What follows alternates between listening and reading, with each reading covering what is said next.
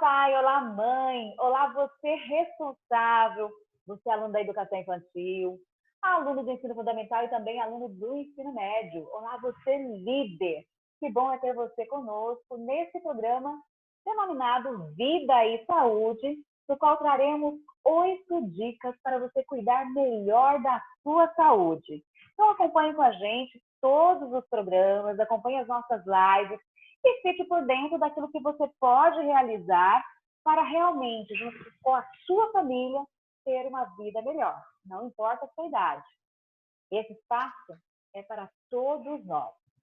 E hoje nós estamos recebendo a doutora Márcia Martins, que trabalha nessa área da alimentação. E o nosso bate-papo será em torno da nutrição. Tudo bem, doutora Márcia? Tudo ótimo, Nádia. Um É prazer muito estar aqui. bom. E nós agradecemos porque é muito bom tê-la conosco. Doutora Márcia, você poderia nos contar um pouquinho sobre o seu trabalho? Como eu já disse, você é nutricionista e até onde eu já entendi, uma nutricionista ela pode trabalhar em diversas áreas. Mas como que funciona isso? A nutrição é um campo muito amplo que está ganhando cada vez mais destaque ultimamente. As pessoas estão cada vez mais conscientes da importância da alimentação para a manutenção da saúde, da qualidade de vida. Então, o nutricionista é principalmente um profissional da área de saúde. Ele estuda os alimentos, os efeitos que os alimentos têm no nosso organismo, e ele pode trabalhar em diversas áreas, na área da nutrição clínica, onde ele vai elaborar planos alimentares, fazer diagnóstico nutricional em hospitais, em clínicas, em ambulatórios. Ele pode trabalhar na área da nutrição coletiva, não é? Então ele pode trabalhar com saúde pública, ele pode trabalhar em restaurantes, na área de nutrição esportiva também, dando assessoria para aqueles que querem praticar atividade física ou mesmo para os atletas. Ele pode também trabalhar em indústria de alimentos, com marketing de alimentos, pode trabalhar em escolas, como Olha, pesquisador, como professor. É um campo extremamente amplo e e quanto ao... maravilhoso. Imagino, porque com toda essa amplitude aí, dá para achar a área que te agrada e com certeza desenvolver muito bem a profissão. Mas, Com doutora certeza. Márcia, e quanto ao seu trabalho específico, eu sei que você desenvolve algo muito próximo a essa realidade das escolas, alunos. Como é isso? Conta pra gente. Bom, eu sou professora, eu tenho uma experiência de 30 anos na área na docência. Eu trabalhei já há muitos anos no ensino superior, também como orientadora em projetos de pesquisa, de mestrado. Acabei de terminar agora um segundo pós-doutorado e me encanta a pesquisa, né? Entender melhor os alimentos, como eles agem no nosso organismo, entender melhor esse processo da alimentação na nossa vida e de que forma isso pode ser transformador para nós, né? Transformando a nossa Ó, realidade. É muito bom trabalhar com pesquisa e com docência e ensino na área da nutrição também. e essa parte da nutrição também tem um outro aspecto que vocês trabalham, parece-me, com a parte de cantinas das unidades escolares. Você presta Sim, uma na área de assessoria, uma alimentação orientação. escolar, sim, na área de alimentação escolar, nós podemos trabalhar com, tanto na área das escolas públicas, com merenda escolar, por exemplo, como em escolas da rede privada. Na rede privada, o nutricionista atua principalmente trabalhando com educação alimentar e nutricional para os alunos, para os professores, para os colaboradores da escola, os pais, aqueles que trabalham nas cantinas. O nutricionista fica responsável por conhecer e monitorar, controlar toda a produção de alimentos nas cantinas, garantindo a qualidade daquilo que é oferecido nas escolas. E também ele participa da avaliação nutricional destes alunos, não é? A avaliação do estado nutricional destes alunos e frequentemente enviando um retorno aos pais e interagindo com os pais e também com todo o corpo escolar com respeito à saúde destes escolares e seu estado nutricional. Certo, bacana, muita coisa. Muita E coisa. muita coisa. E aí eu fiquei aqui também pensando o seguinte, é interessante a gente ter aí bons nomes, boas indicações, talvez até de indústrias que possam nos ajudar. E tem uma das indústrias que é ligada à educação adventista, eu gostaria apenas aqui de aproveitar o espaço para compartilhar, que é a Superbom. Então, você pai, você mãe, se conhece ou se não conhece, vale a pena aí se informar um pouquinho lá pelo site superbom.com.br, ver os produtos. Tem toda uma filosofia de saúde que envolve também outros nutricionistas, outros profissionais que trabalham justamente para tentar oferecer produtos com boa qualidade. Então, apenas para que você também conheça esse lado que está ligado à parte da educação adventista, ali como um todo, que busca justamente o bem-estar completo. E por isso nós estamos, inclusive, tendo esse programa Vida e Saúde, porque o foco é esse ser humano que é completo. E quando a gente fala dessas 8 dicas para que você possa cuidar da sua saúde, nós vamos justamente abarcar vários aspectos aí da nossa vida. Mas vamos adiante, porque a gente veio conversar especificamente sobre nutrição. Eu gostaria, doutora Márcia, que você aproveitasse os próximos minutos para utilizar esse tema, nutrição. O que pode ser trazido para os nossos pais, para os nossos alunos, para os nossos educadores sobre essa temática? Olha, eu acho que uma das coisas importantes é entender o que é alimentação saudável, né? Alimentação saudável é um conceito muito amplo e ele vai além daquilo que a gente tradicionalmente imagina de imediato, não é? Quando falamos em alimentação saudável, as pessoas pensam em uma alimentação do ponto de vista nutricional, que atenda às nossas necessidades de nutrientes, não é?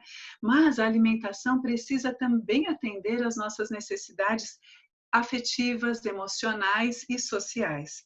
Então, é importante, sim, suprir o nosso corpo com energia, com nutrientes, mas também é importante que a alimentação proporcione prazer, segurança, conforto, bem-estar emocional. A alimentação também é um fenômeno social.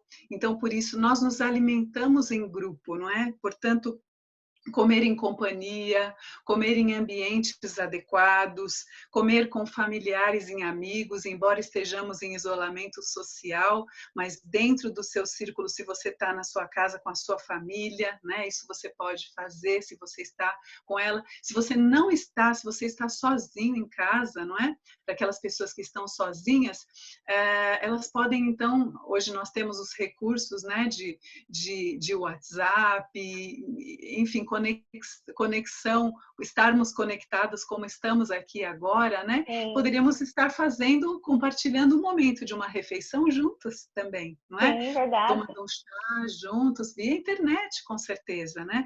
Então, essa parte social da alimentação também é muito importante, não é? E nós precisamos também lembrar que uma alimentação saudável é uma alimentação predominantemente composta por alimentos de origem vegetal, in natura ou minimamente processados, não é? Uma alimentação rica em cereais integrais, frutas, verduras, tubérculos, hortaliças, né? Também as leguminosas, os feijões, as castanhas, as sementes, os laticínios com baixo teor de gordura e as carnes brancas, evitando as vermelhas e as processadas. Interessante. Agora vamos para uma pergunta assim, de cunho pessoal. Muitas pessoas acham que o nutricionista ele gosta de comer todas as coisas. E aí a minha pergunta, doutora Márcia, tem algum alimento que você não gosta muito, mas que come por causa justamente do benefício e do valor nutricional? O que a gente pode falar disso aí até para os alunos, né? E às vezes muitos adultos também. Claro. Olha, essa é uma pergunta interessante. Eu gosto muito de comer, sempre gostei de comer, de comida como um todo. Perguntar se tem alguma coisa que eu não gosto muito e como. Olha, eu vou te dizer que eu, por exemplo, não gosto de jiló.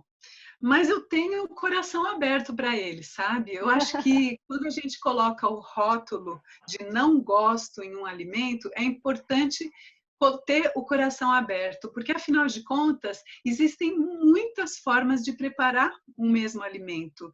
Talvez você não goste das que você conheça até o momento, mas você possa aprender a gostar de novas formas daquele mesmo alimento em que ele possa ser preparado. Por isso, eu acho que o conselho importante, né, é estar com o coração aberto.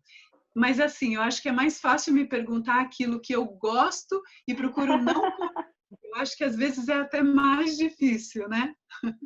Eu gostei daí. O que você gosta e não come para ter mais saúde, hein? Pelo menos um aí. Eu vou confessar, eu gosto de refrigerante de cola, por exemplo, sabe? Aquele refrigerante pretinho, que eu não vou nem falar a marca que ninguém deve imaginar, né? Mas eu gosto, mas eu não bebo. Há muitos anos eu não bebo, porque eu sei que ele não vai me trazer assim um benefício e ele também vai Certo. provocar efeitos no meu organismo que eu não desejo. Ele é muito rico em calorias, em açúcar e muito com uma densidade nutricional, né, com um valor nutricional muito pobre. Então eu procuro realmente evitar. Na realidade, eu já aboli da minha alimentação. Joia, gostei aí da dica, até falando um pouquinho a respeito do que ele tem que prejudica. Mas vamos adiante. O nosso estudante, né, que nos assiste agora, ele quer aprender mais a cada dia, a gente espera que seja dessa forma, afinal, aprender sempre é realmente algo muito bom. Qual que é o cardápio? Considerando aí um exemplo simples, para um desjejum, almoço, jantar, no geral, que você aconselharia para esse estudante para que o dia seja mais proveitoso, para que ele até aprenda mais, para que ele tenha um dia melhor? Claro, é interessante pensar num cardápio com escolhas adequadas, mas antes de falar das escolhas, eu gostaria de falar um pouquinho que os estudos têm mostrado e corroborado com uma informação que nós já conhecemos de longa data, da importância de consumir um bom desjejum, ou seja, um bom café da manhã, um almoço também variado e a última refeição mais leve e o mais cedo possível, um intervalo aí de 4 a 5 horas entre uma refeição e outra, né?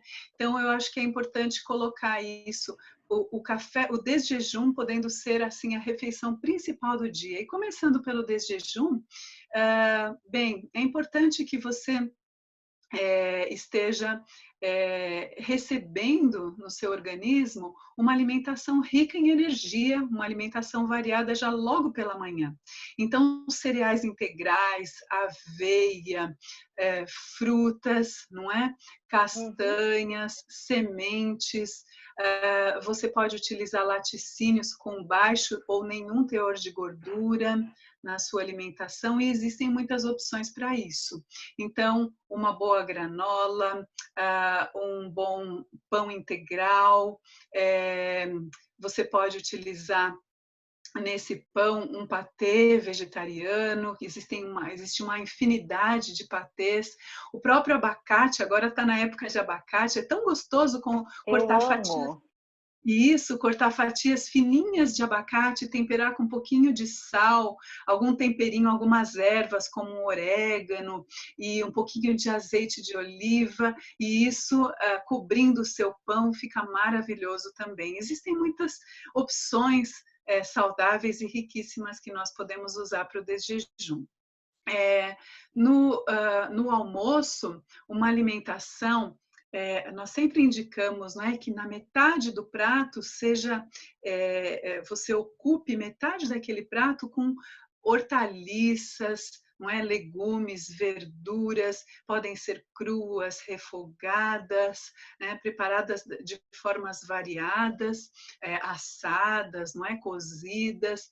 Você pode utilizar 1/4 do prato para cereal, cereal integral, arroz, o milho, quinoa, existem várias opções aí também, o triguilho. Você pode utilizar, então, outro quarto do seu prato para uma fonte de proteína de boa qualidade, né? Então, para aqueles que são vegetarianos, tem os feijões, todos os tipos de feijões, uma variedade incrível. Para aqueles que consomem carnes, não é? O peixe, as carnes magras, um frango. Enfim, então você pode compor o seu prato de forma equilibrada dessa maneira. E à noite, um jantar mais leve, não é? Uma refeição mais leve, você pode consumir, então, pode ser uma sopa, agora está chegando o friozinho, é tão gostoso, não é? Bom, Uma boa salada, torradas, frutas, enfim, muitas opções. E entre as refeições, agora pensando até nessa questão toda que nós estamos vivendo, né, de manter o organismo com a imunidade em dia, hidratação, muita água mesmo entre as refeições, chás também de ervas, você pode utilizar para se manter hidratado. Uma pessoa, por exemplo, de 60 quilos, poderia estar utilizando em torno de 2,5 litros de água por dia, né? De certo, 35 a 40 ml por quilo de peso. Faça a continha. certo. Perfeito, muito bom. A gente ouve falar muito de alimentação saudável, mas de fato, o que isso significa? Você já deu aí algumas dicas que eu acho que deu para pescar, mas vamos ser mais específico. Olha, eu já dei algumas dicas sim, né? Nós falamos da importância da Isso, alimentação saudável do ponto de vista nutricional, do ponto de vista emocional, social também. Mas a alimentação saudável, ela também envolve os modos de comer, não é? Então, por exemplo, evitar comer a toda hora, né? Comer de forma distraída. Esse é um ponto importante, até porque agora que nós estamos ficando em casa, né? As pessoas uhum, acabam se distraindo demais com a comida. Então, é muito importante prestar atenção na nossa alimentação e procurar, então, se perguntar sempre, por que eu estou comendo? Né? Será que eu sim, estou comendo para suprir a fome? Será que eu estou esperando o sinal da fome? Né? Então, ou será que eu estou comendo por qualquer motivo para me distrair? Ou será que eu sequer estou percebendo que estou comendo? Quais são os gatilhos que estão me levando a comer? Para também não comer aí de forma desordenada ou de forma distraída, não é? Nós precisamos comer com atenção. Esse é um aspecto importante da alimentação saudável, comer com atenção. perfeito. Doutora Márcia, nessa época de isolamento social, duas perguntas, que aí você também já comentou levemente aí um dos pontos. Como que nós podemos controlar a nossa vontade de comer? E a outra, controlar a vontade de comer no sentido de toda hora, de ficar ali beliscando, né? Porque parece que fica mais acessível as coisas para a gente. E quais alimentos você indicaria para aumentarmos a nossa imunidade? Sim, é muito importante o aprendizado com respeito às nossas sensações de fome e saciedade. Né? Então, essa questão do comer distraidamente, comer com atenção, elas estão muito ligadas. Então, o primeiro passo é perceber, então, se nós estamos comendo com fome ou não. E assim, você conhece a sensação da fome, não é? Aquela sensação em que o estômago começa a apertar, começa a fazer aquele barulhinho, começa a roncar, e aí sim é quando nós estamos realmente preparados para comer. Então, esse é o sinalizador. Nós estamos prontos para a nossa alimentação. Nesse momento, seria importante realmente reservar, nos darmos de presente o ritual de comermos com prazer e desfrutando os alimentos e com atenção e compartilhando esse momento com outras pessoas. Então você separa aquilo que você vai comer, você come com atenção, você come devagar, você come saboreando bem os alimentos, você come mastigando bem esses alimentos e não apressadamente, procurar dedicar aquele momento exclusivamente para a alimentação, sem se manter atento, digamos, com outras coisas, sem estar com a televisão ligada, por exemplo, procurar fazer isso ou na companhia de outra pessoa, ou então desfrutando mesmo o momento da refeição. E aí, quando você percebe que essa sensação de fome, se você vai se alimentando vagarosamente, ela vai diminuindo aos pouquinhos, já é o sinalizador da saciedade. Mas para isso não vale comer depressa, tem que comer realmente devagar. E aí, evitando, né, comer em pé, evitando comer trabalhando, andando, fazendo outras coisas, né, dedicando um tempo exclusivo. E aí, você está saciado, você comeu o suficiente, você pode aguardar algumas horas até a próxima refeição. Então, evitar ficar beliscando entre essas refeições. Então, acho que isso é muito importante. E sempre se perguntar, por que eu estou comendo? Né? Você come conscientemente, no caso, né? Exatamente, com atenção. Tá? Isso é muito, muito importante. Para aumentar a imunidade, né? Nesse momento de muitos cuidados com a alimentação e a nossa resistência e a nossa aos ataques externos, né? E melhorar a nossa imunidade, eu acho que assim, antes de pensar nas escolhas, a gente pode pensar em dois aspectos, né? A gente pode pensar nas escolhas alimentares, não é? E podemos pensar também nos cuidados de higiene que nós estamos tendo com respeito à nossa alimentação, que isso também é muito importante, né? Hoje, quando você chega do supermercado, é importantíssimo higienizar os alimentos tanto embalados como os alimentos in natura que você traz do mercado. Então, para isso é importante utilizar a solução de cloro, e aí estão sendo divulgadas as concentrações, né? 1 colher de sopa por litro de água, para você deixar de molho esses vegetais que você comprou, não é? Então as frutas, as hortaliças, todos os vegetais que você vai consumir in natura, crus, ou até mesmo cozidos, é importante higienizar. Esse A cloro, solução doutora de Márcia, cloro, sim. pode ser a que boa normal de casa ou tem que ser algo diferente? Sim, é a água sanitária. Água sanitária, que boa é aquela marca de antigamente, quando eu era criança.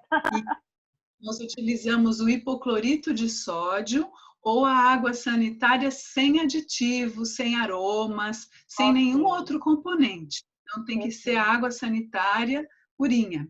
E aí você vai utilizar 1 colher de sopa para cada litro de água para higienizar seus alimentos. Você vai os alimentos, por exemplo, uma maçã, você vai lavar essa maçã em água corrente e vai colocá-la de molho nessa solução, vai deixá-la 15 minutos nessa solução de molho, depois você põe numa solução de água, transfere para uma solução de água, deixa mais alguns minutos ali, enxágua, seca bem sequinho, embala num saco limpo e guarda na geladeira para esperar o momento do consumo. Ou na fruteira, se você não for colocar na geladeira. Então, isso é muito importante. E os alimentos empacotados, passar um pano com também uma solução de hipoclorito. Você pode utilizar aí uma solução até um pouquinho mais concentrada, né? Pode ser 3 colheres de sopa de água sanitária por litro de água, e então você vai higienizar esses produtos e então depois que eles estiverem higienizados e secos, você pode então guardar no armário. Então, esse é um aspecto que eu acho que é importante reforçar nesses momentos, não é? nessa época de pandemia, nesse enfrentamento de pandemia que nós estamos vivendo, né? Um momento muito especial. Com respeito às escolhas alimentares, eu fiz aqui algumas anotações que eu gostaria de deixar para vocês. Então, em primeiro lugar, uma dieta predominantemente de origem vegetal, com alimentos in natura e minimamente processados. Cereais integrais, feijões, nozes, castanhas, amendoim, não é? Também vale. Frutas, tanto as secas como as frescas, sementes, a gente pode utilizar sementes, os cereais integrais de preferência, os laticínios com baixo teor de gordura ou desnatados, e as carnes, evitando as carnes vermelhas e processadas, se você utilizar as carnes bem em menor quantidade também na nossa alimentação.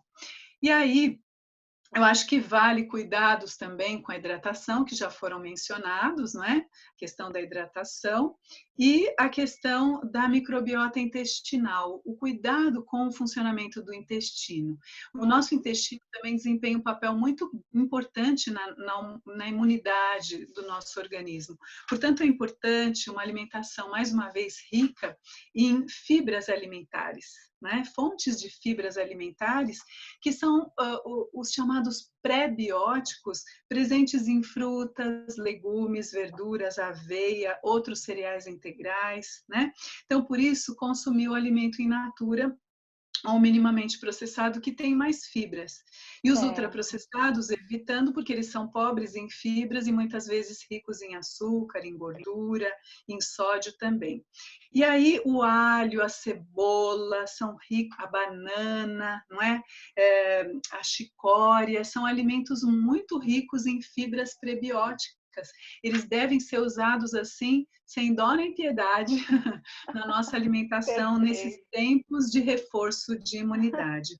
Os probióticos também, né, os leites fermentados, iogurte, o kefir, também são importantes. Garantir, logicamente, as fontes de zinco na nossa alimentação, nas fontes de antioxidantes, de vitamina C, de ômega 3, e tudo isso parece uma linguagem muito técnica, mas basicamente consumindo uma dieta rica em cereais integrais, sementes, castanhas, frutas, verduras, os laticínios, não é, fortificados, por exemplo, com vitamina D, aquela exposição diária à luz solar, tudo isso vai garantindo os nutrientes todos que eu mencionei. O ômega 3 também é muito importante, você encontra nos peixes, né? Agora fim de semana santa, né? Nós temos aí, algumas pessoas gostam de um peixinho, mas tem também a chia, a linhaça, a canola, a soja, as nozes que contêm ômega 3, que a gente pode estar utilizando, né? E os feijões, muito importante, as castanhas. Então, por exemplo, a castanha do Pará é fonte de selênio, que é antioxidante, né? O magnésio também está presente aí nos feijões, nas castanhas, nos folhosos, e dá uma atenção especial para todos esses alimentos de origem vegetal que são riquíssimos em antioxidantes. Então, o tomate, as folhas verde escuras das nossas verduras preparadas cruas, cozidas, né, com os cuidados de higiene que a gente mencionou. E uma dica muito boa também é aproveitar que você está em casa e tem um tempinho a mais, para abrir o Guia Alimentar da População Brasileira. Abra o Guia Alimentar, ele está disponível online, ele tem ali dicas incríveis sobre alimentação saudável. Recomendo a leitura do Guia Alimentar da População Brasileira. Perfeito. Joia, doutora. E a gente vai então agora caminhando para o nosso momento final da nossa live. E eu gostaria que você deixasse um recadinho aí, uma dica, quem sabe, para cada faixa etária, forma rápida, jardim não, né? É a turminha da educação infantil, porque aí a gente tem maternal, a gente tem o pré-1, pré-2, depende do lugar, da nomenclatura, para o pessoal do ensino fundamental e também para o pessoal do ensino médio, os nossos alunos. Legal, legal. Criançada, é o seguinte, primeira dica para vocês é obedecer os seus pais. Eles sabem o que é melhor para você. Então, se eles dizem que é melhor ficar em casa, vamos ficar em casa. Se eles dizem que é melhor não comer toda hora e comer certos alimentos, vamos obedecer. Então, eu acho que a obediência é uma palavra muito importante para os pequenos. A atenção aos conselhos dos pais, dos professores, né? E uma dica também para as famílias, convide a mamãe para que você possa ajudá-la na cozinha. Ofereça os seus préstimos na cozinha. Com certeza, a mamãe tem muitas ideias de coisas legais que você vai aprender a fazer na cozinha. Tem muita diversão, tem muita cor, tem muita coisa bonita, tem textura, tem forma, tem muita coisa legal para a gente fazer na cozinha. Então, vamos ajudar os nossos pais e colaborar com arrumando a mesa, limpando a cozinha, preparando os alimentos como a gente puder e como os pais permitirem que vocês façam. Para os adolescentes e para os jovens, né? Eu acho que muito legal é continuar mantendo contato com os seus amigos e planejar a refeição juntos, sabe? Marcar aquele happy hour, aquele momento com os amigos, cada um faz um suco diferente, cada um faz a sua refeição, ajuda ali. Eu acho que é o momento de explorar mais a cozinha, de explorar mais a criatividade, entra naqueles vídeos de culinária, aprende a fazer uma receita nova e saudável, marca um meeting com seus alunos, com seus colegas online, vamos comer todo mundo junto, mostra o que você fez, e não vale, tem que ser saudável, tem que ser coisa boa para imunidade. Então, vamos aprender receitas novas e procurar compartilhar essas receitas. Eu acho que isso é muito legal. A cozinha é um lugar divertido, é um lugar interessante, onde você pode aprender muito, criar muito, desenvolver novas habilidades. Então, a ideia agora é criar com o que tem em casa. E tem um desafio também, já que não é para sair muito, então vamos imaginar que acabou o ovo, vamos imaginar que acabou a farinha, como que dá para substituir, o que que dá para fazer, vamos pesquisar isso, vamos criar receitas novas, compartilhar com os colegas e aprender. A gente tem que aprender a se virar com aquilo que a gente tem nesse momento para ter que sair, inventar coisas novas e criar na cozinha, gente. Esse é meu desafio. Agradecemos de coração, doutora Márcia, por você ter reservado esse tempo para estar conosco aqui da Educação Adventista. Desejamos que Deus continue te abençoando ricamente. E a gente, então, agora se despede, porque a gente tem a continuidade com mais uma live para a gente continuar falando aí das 8 dicas que vão realmente ajudar a todos nós a cuidarmos melhor da nossa saúde. Obrigada. Legal. Eu tenho uma última palavra? Pode dizer um oi. Um tchau? Tchau. Gente, vamos transformar limão em limonada, comer comida caseira, aprender a cozinhar e aproveitar e desfrutar desse momento para crescer e aprender coisas novas com respeito à alimentação e hábitos saudáveis de alimentação. Perfeito, doutora Márcia. E você, continue com a gente. Até daqui a pouco. O ensino forma, ele abre novas oportunidades, novos horizontes, novos caminhos. Mas o ensino não deve parar por aí. Foi por isso que eu nasci. Desde a minha primeira aula, sempre entendi que era preciso ir muito além do ensino, que cada aluno precisava estar pronto não só para as provas da escola, mas para os desafios da vida. Que era importante não apenas transmitir o conhecimento, mas também valores sólidos que permanecem para sempre. Que eu deveria formar mais do que alunas e alunos, mas cidadãos conscientes e preparados para viver em sociedade. Hoje, tenho orgulho de dizer que cumpro essa missão, mas não estou sozinha nessa tarefa enorme. Ao meu lado, um time de pessoas luta pelo mesmo propósito.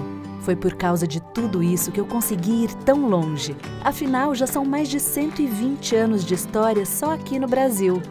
Do norte ao sul e do leste ao oeste, eu estou presente em todos os cantos do país. E dia após dia, meus alunos aprendem comigo não só aquilo que está nos livros, mas principalmente tudo que nos faz ser humanos. Pois eu acredito que o ensino forma sim bons alunos, mas ir muito além do ensino transforma vidas. É por isso que eu sou a educação adventista, muito além do ensino.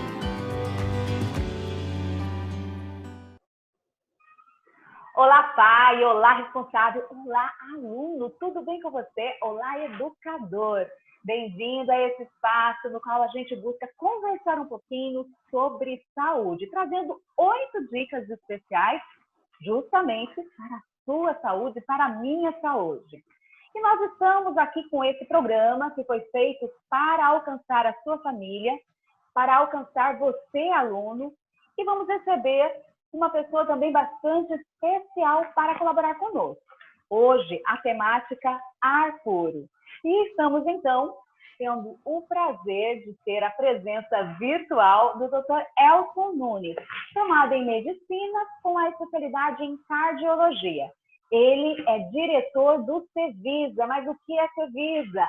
Calma, que daqui a pouco ele vai explicar para a gente. Ele é casado com a Larissa, que é advogada e também professora de Direito no NAC Engenheiro Coelho e Hortolândia. Tudo bem contigo, doutor Elson? Tudo bem, Nádia. Prazer estar aqui falando sobre saúde com você e para todo mundo da educação, né? Prazer é todo nosso e agradecemos por você conseguir tirar aí um tempinho da sua agenda para estar com a gente. Mas, doutor, como eu já disse, o que é Cevisa? Que lugar é esse? Conte um pouquinho para o nosso público. O Cevisa é um centro de vida e saúde da Igreja Adventista do Sétimo Dia. É um lugar onde nós fazemos uma intervenção e tratamentos, né, na área de medicina do estilo de vida, onde as pessoas vão para lá ou para prevenir doenças ou para prevenir consequências de doenças que elas já têm, ou até para tratar algumas doenças, né? Hoje a gente sabe que 85% das doenças que levam à morte ou problemas de saúde mais sérios são causadas por um estilo de vida não saudável. Então, nós recebemos lá pacientes com problemas emocionais. Então, nós temos um programa de saúde emocional com depressão, ansiedade, pânico. Que bacana. Nós temos um programa de reabilitação para pessoas que precisam recuperar de dor ou de algum problema ortopédico ou neurológico. Nós temos programa para tratamento e controle da diabetes, da obesidade, do estresse. Alguns pacientes com doenças autoimunes também se beneficiam muito dessas mudanças. E até para o tratamento adjuvante de câncer, né? Para as pessoas recuperarem também, se estabelecerem junto, ou antes, ou depois, ou durante o tratamento também. Então, nós temos um programa bem completo para abordar todos os tipos de problemas de saúde, claro, usando a medicina convencional, mas acrescentando muita coisa, tudo que a gente pode da medicina natural, da nutrição, do exercício físico, de todos os 8 remédios naturais que a gente vai falar aqui também. Que bacana! Eu já tive a oportunidade de estar em um destes centros e foi, assim, realmente uma experiência maravilhosa. Espero poder ter a oportunidade de ir alguma outra vez. Eu acho que vale a pena vocês conhecerem e também aí, quem sabe, fazer uma visita, aproveitar tudo que é ofertado. Mas, doutor, a gente sabe que uma das coisas que nós temos em abundância ao nosso redor é o ar puro. Contudo, às vezes a gente fica se perguntando, né? Esse ar está puro mesmo? O que a gente pode falar do ar puro ou como usar esse ar puro nesse dia a dia da gente? De um modo geral, vamos explanar aí esse assunto. O que você poderia trazer para a gente? Eu acho muito interessante que o conceito da importância do ar puro para a saúde foi escrito aí há praticamente 150 anos atrás, né? Um pouco menos, e foi numa época da Revolução Industrial, onde foi observado muitas pessoas adoecendo de pulmão, tendo outros problemas de saúde. Então, isso e nem era igual é hoje em dia, né? Então, acho incrível como já eram observados esses problemas, mas hoje pouco se fala nisso. e deveria se falar muito mais, e aí a gente vai ter alguns dados um pouco assustadores, não é para assustar ninguém, mas são dados alarmantes, que a gente deve realmente se preocupar. Então, não é só doença pulmonar. É claro que a poluição do ar, ela causa doenças pulmonares, mas ela causa doenças cardiovasculares, AVC, pode trazer câncer, problemas como abortos, doenças congênitas, mortalidade infantil. Então, é tanto problema que a gente precisa dar mais atenção realmente para isso e se cuidar bastante. E às vezes a gente não tem essa clareza, né, do tanto que o ar que a gente respira o tempo todo pode, de fato, interferir no nosso bem-estar e na nossa saúde. Agora, considerando isso, esses espaços dentro da minha casa, vamos falar um pouquinho desse primeiro viés. Dentro da minha casa, quais são as dicas, o que pode ser feito para eu tentar buscar um pouco mais desse tal ar puro? É legal você ter falado dentro de casa, porque a gente passa uma boa parte do tempo dentro, né, de algum lugar. E a gente acha que o problema é só fora. Mas quando a gente fala de doenças por contaminação do ar, poluição do ar, a gente está falando da poluição fora e da poluição dentro. Muitos problemas de saúde são causados por poluição dentro, né? Uma boa parte desses problemas de saúde, como câncer, doenças pulmonares graves, mortes prematuras, infarto, AVC, são causados por problemas dentro. Claro que hoje,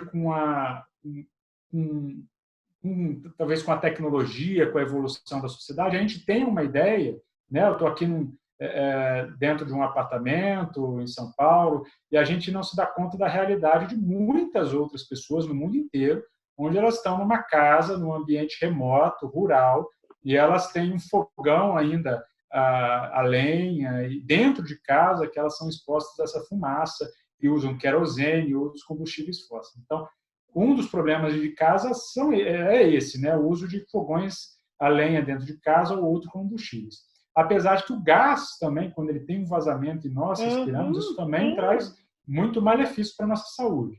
Então, esse é um problema. Um problema é que nós temos muito também dentro de casa, são não só com os inflamáveis, mas os ácaros, a poeira que a gente respira, que além de ácaro tem partículas de insetos mortos, né? Isso gera alergia. Existem alguns poluentes de equipamentos, de materiais de higiene, que a gente não se dá conta. Então, a gente, por exemplo, usa ali água sanitária, que é rica em cloro, o cloro é volátil, a gente respira aquilo ali vai fazer mal para o nosso pulmão a longo prazo, a gente deveria usar algum tipo de protetor, fora todos os outros materiais que a gente usa para limpar, tá? As tintas dentro de casa também emitem muitas vezes também poluentes ali dentro de casa, então a gente não se dá conta. Alguns móveis que foram usados, algum produto, eles continuam emitindo isso por muito tempo. Então, a gente tem que tomar cuidado e evitar o máximo de produtos, tintas, produtos de limpeza, esses componentes dentro de casa, tentar usar coisas mais naturais. Então, esse é um tipo de dica, né? Se a gente puder fazer uma limpeza, e hoje tem muita dica na internet, limpeza às vezes com vinagre, com limão, coisas naturais, você evita essas fragrâncias tóxicas ou substâncias químicas mais tóxicas dentro de casa, né? Então, essa é uma coisa que você pode fazer. E planta dentro de casa sempre ajuda muito. As plantas são os principais responsáveis por ajudar nessa troca, né? nessa filtragem de poluentes que a gente tem. Então, eu recomendaria ter mais plantas dentro de casa e cuidar com os produtos de limpeza, na hora da cozinha também, como você cozinha, isso ajuda muito, né, dentro de casa. Cuidar do mofo, eu esqueci de falar do mofo também. Sim, é um ponto muito importante. Sim, a umidade dentro de casa também é um prejuízo grande. Então, se você mora num lugar úmido, se você tiver... Na verdade, a gente tem que ter umidade equilibrada. Então, se é muito seco, você precisa de um umidificador. Se é muito úmido, você precisa controlar essa umidade, porque o mofo também contamina o pulmão e pode trazer alguns prejuízos tremendos. Então, são preocupantes. E você falou em pontos muito importantes. No caso, eu tenho problemas de alergia, eu tenho rinite alérgica, né? Então, você foi falando aí, eu fui lembrando de tudo que realmente me faz mal, e como que é assim, né? É uma coisa, um estalar de dedos, de repente você está assim num quadro, numa crise bem complicado, e aí você já vai necessitar de outros recursos, de remédios, que às vezes vão ajudar num item, mas atrapalham o outro. A gente tem muito isso em relação à saúde, né? Você beneficia um lado, resolve um problema, mas pode criar outro.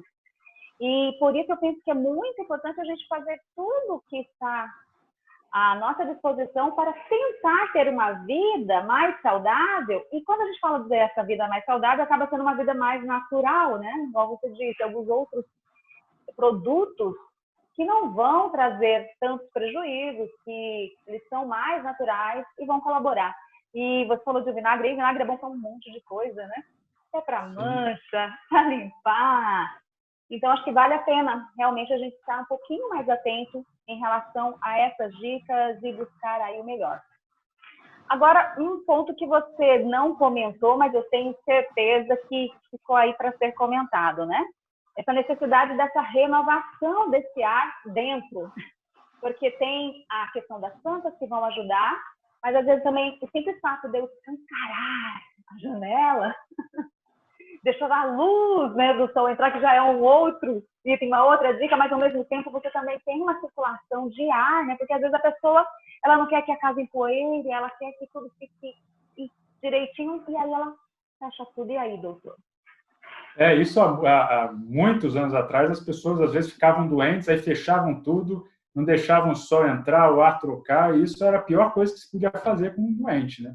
Então, realmente, isso eu não falei, eu pensei muito nos poluentes dentro de casa, mas é muito importante que você abra a janela para ventilar. Inclusive, a gente está vivendo um momento onde isso é até mais falado ainda, né? Você precisa ter troca de ar, o vento ajuda a tirar essas partículas que ficam no ar que podem contaminar alguém.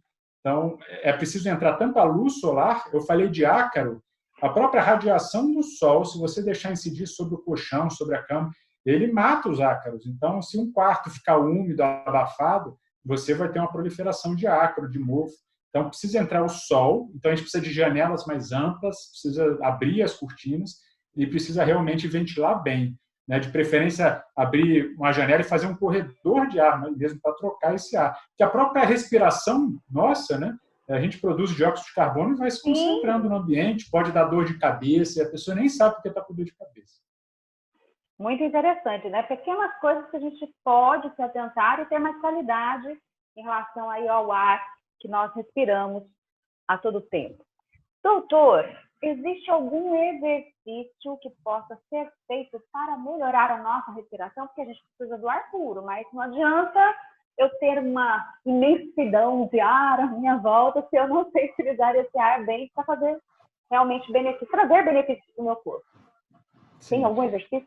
A nossa tendência é respirar muito superficialmente e rápido. E isso manda uma resposta, um reflexo para o nosso cérebro que a gente está agitado, porque você está, e mesmo você estando sentado.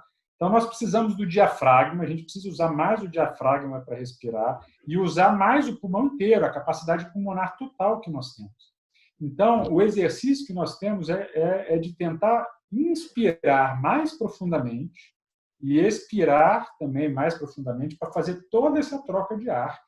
E mais lentamente. Nós não precisamos respirar 10 vezes, 12 vezes, 15 vezes por minuto se eu estou sentado, se eu estou sem fazer nada, eu não estou fazendo nenhum exercício.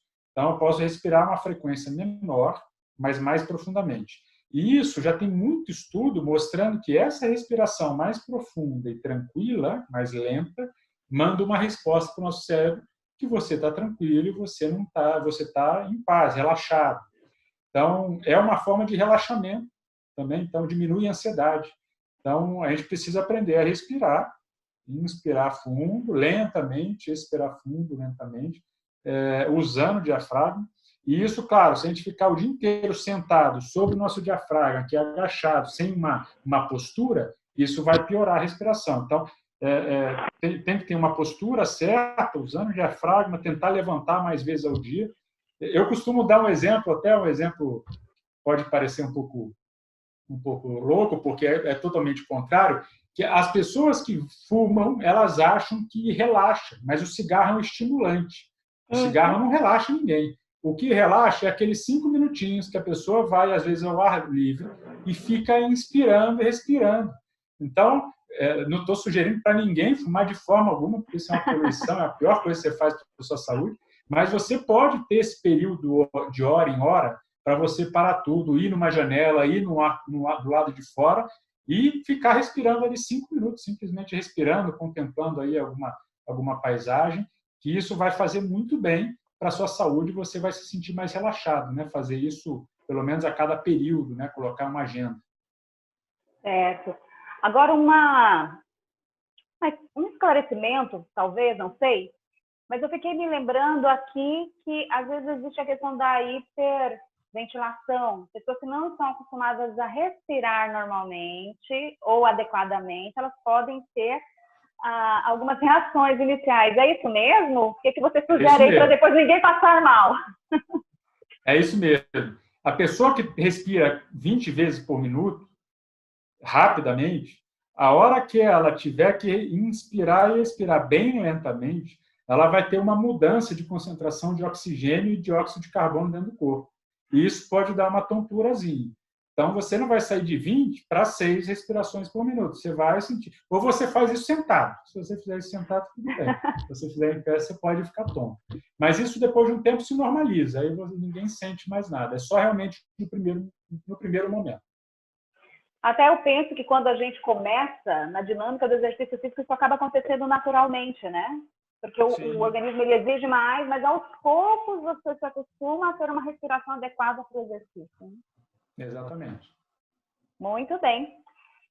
A gente já falou aí um pouquinho sobre a questão do exercício, a gente falou em relação à questão de que a respiração, né, esse ar puro, ele interfere muito na saúde da gente, mas eu queria que a gente retomasse um pouquinho esse tópico novamente, trabalhasse um pouco mais nele.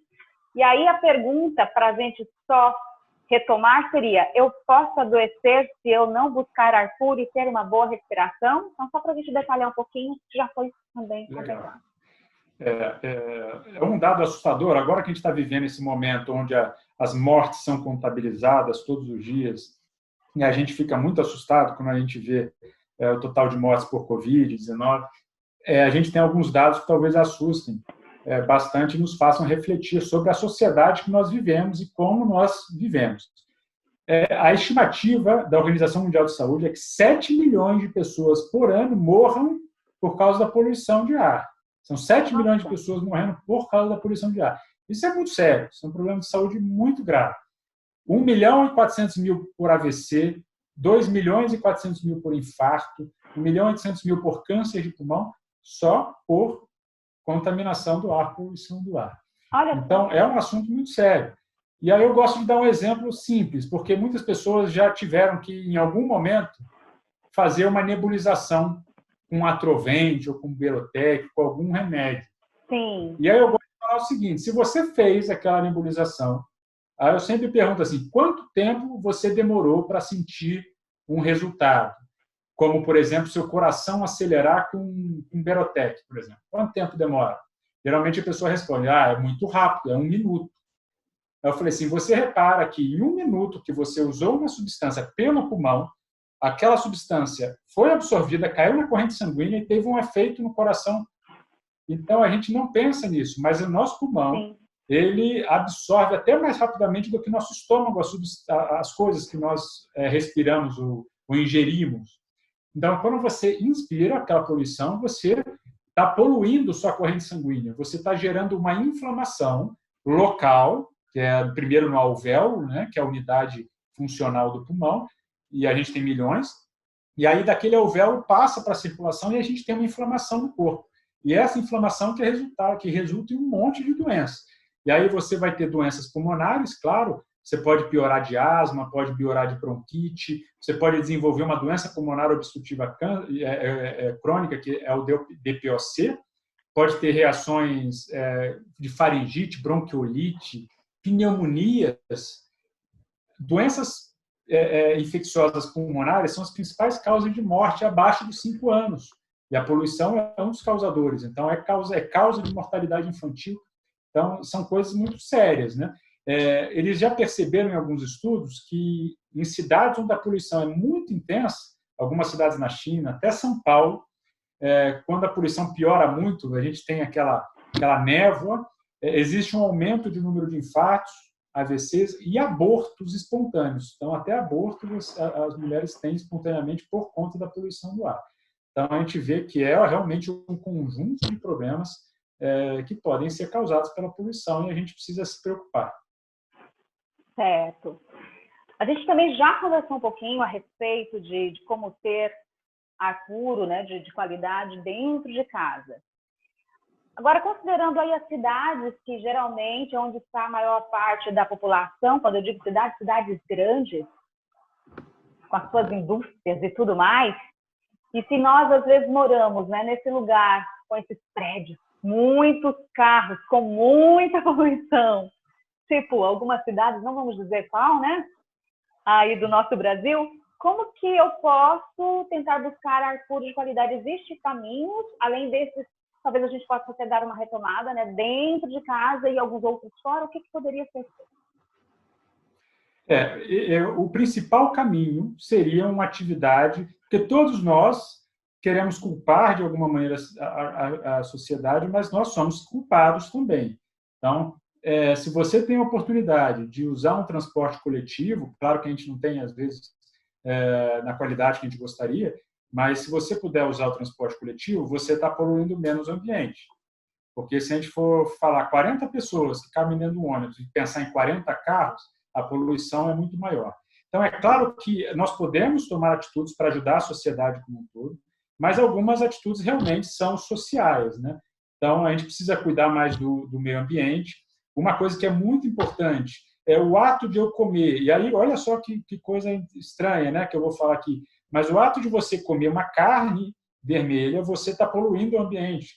Então, a produção animal é responsável, é uma das maiores responsáveis por produção de dióxido de carbono e outros gases na atmosfera, que poluem o ambiente. Além disso, para a produção de gado, você tem que desmatar, que é essa floresta que faz a troca pulmonar. Então, assim, eu posso tomar algumas atitudes pensando no meio ambiente. Outra coisa que você pode fazer, claro, é dentro da sua realidade consumir menos energia ou de energias renováveis, né? Energias que não são poluentes, como energia solar, energia eólica. Claro que muitas coisas não estão nas nossas mãos, né? Mas o controle de pesticidas, então você consumir mais produtos orgânicos, isso faz muita diferença. Se você puder consumir produtos locais, você também está contribuindo socialmente para isso, porque se eu gosto de uma fruta que vem lá da China, você imagina a quantidade de poluição que isso foi causado para trazer lá da China até a mim, né? Eu acho que algumas coisas vão ser rediscutidas por causa da quarentena. Então, eu fazer viagem de avião, que polui muito, para fazer uma reunião que eu posso fazer por Zoom, talvez seja uma coisa a ser discutida, né? Porque eu tenho também como evitar a quantidade de poluição. O cigarro é uma poluição interna, né? Não chega a ser uma poluição tão grande para a sociedade, para a comunidade toda, mas o ar do cigarro é muito poluído, então a gente deveria evitar 100%. E aquelas coisas que eu falei, evitar as toxinas dentro de casa. Então, formaldeído, você evitar carpetes também, que dão proliferação de fungos, muitas vezes, de mofo, esse mofo vai fazer mal. Eu acho que cada ação coletiva, individual, vai ter uma ação futura. E eu acho interessante citar que muitas pessoas estão falando isso hoje, né? Como está todo mundo em casa, as fábricas diminuindo, a poluição diminuindo, a gente tem fotos de satélite mostrando uma diminuição na poluição como um todo no mundo, né? E talvez a gente tenha um impacto positivo disso em algum momento. Mas a gente tem que fazer alguma coisa individual, claro, ter mais plantas, viver num lugar mais arborizado, isso aí talvez seja a melhor solução. Se você não tem como fazer isso, se você não tem como se mudar de uma grande cidade, que é até uma recomendação que a gente já teve, né, há muitos anos atrás, não ter tantas aglomerações, você pode viver num lugar mais arborizado ou ter mais plantas dentro de casa e cuidar com essas toxinas. Eu acho que essa é a recomendação básica. Mas lembrando que todo ato que você tem, como dirigir ou não, usar uma bicicleta ou não, pegar um transporte público, o que você está comendo, isso tudo interfere na poluição também. Ok.